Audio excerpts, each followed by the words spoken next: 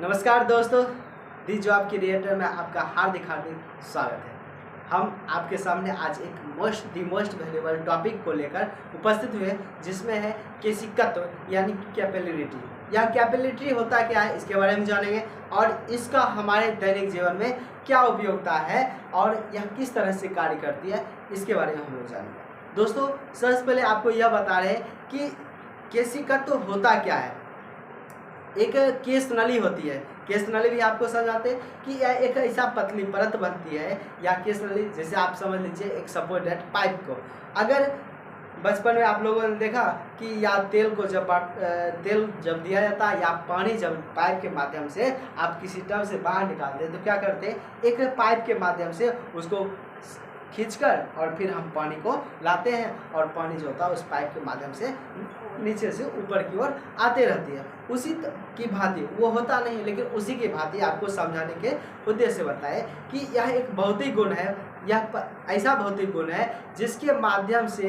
कोई द्रव जो होता है या कोई द्रव केस नली में ऊपर की ओर चढ़ता है या फिर नीचे की ओर, यानी कि केस नली में द्रव का ऊपर चढ़ना या नीचे उतरना, यह कहलाता है, यह घटना केसिकत्व कहलाती है। केसिकत्व यानी कि कैपेबिलिटी क्या कहलाएगी कि किसी द्रव का केस नली में ऊपर चढ़ना या नीचे उतरने की घटना, यह केसिकत्व क्रिया कहलाती है, यानी कि यह घटना केसिकत्व कहलाती है। अब देखिए, जैसे इसमें दो चीज़ अंतर, जब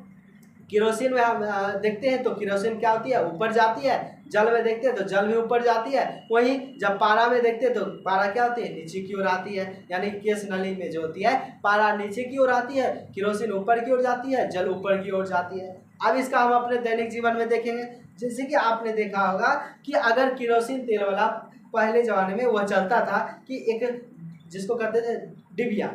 यानी कि लैंप, उसमें बत्ती होती थी और नीचे तेल होता था और वह धीरे धीरे जो बत्ती को ऊपर की ओर खींचा जाता था और उसको जब जलाया जाता था तो तेल जो होती थी केसिकत्व क्रिया के माध्यम से उस केस नली की जैसे एक परत तैयार होती है और वह उस नली के माध्यम से जो बत्ती जिसको बोलते हैं धीरे धीरे तेल जो होता है वह केसिकत्व क्रिया का प्रयोग करते हुए वह ऊपर की ओर जाती है और बत्ती आराम से जलते रहती है, डिबिया जलते रहती है, वह लैंप जो होती है जलते रहती है। उसी तरह से आप समझ सकते हैं कि जैसे कि पौधे में आप लोगों ने देखा होगा कि या सुना होगा, पढ़ा भी होगा कि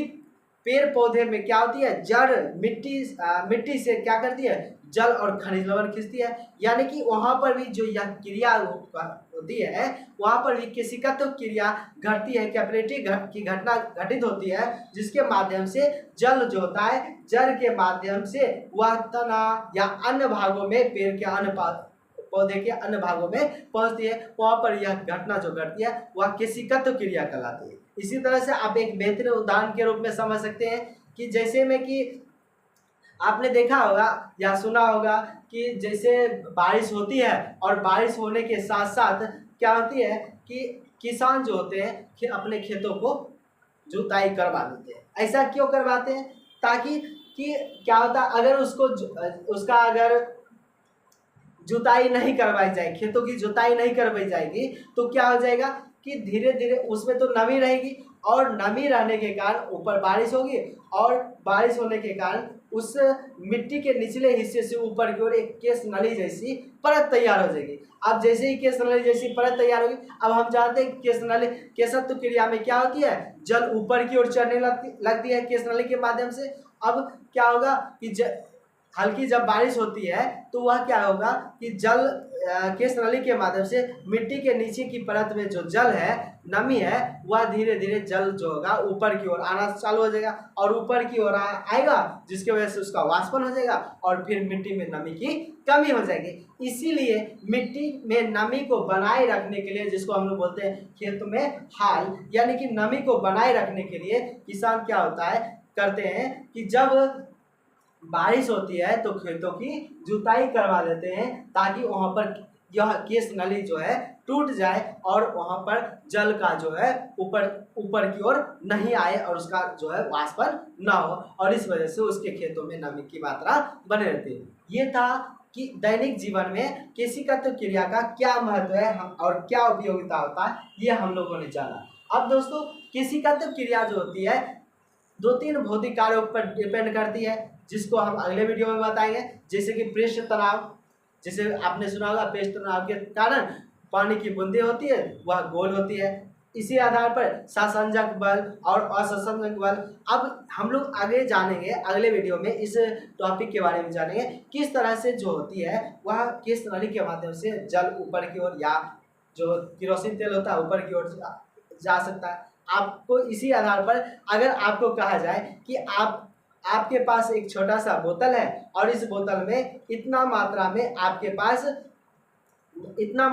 पास तेल है कि ऊपर से जो बत्ती लगी हुई है वह तेल तक नहीं पहुंच पा रही है। यहाँ तक तेल है, ये शीशा तक, और यहाँ पर जो है बत्ती है। अब जो है आपको क्या करना है कि यह जो बत्ती को आप जला सकते हैं बिना तेल को डाले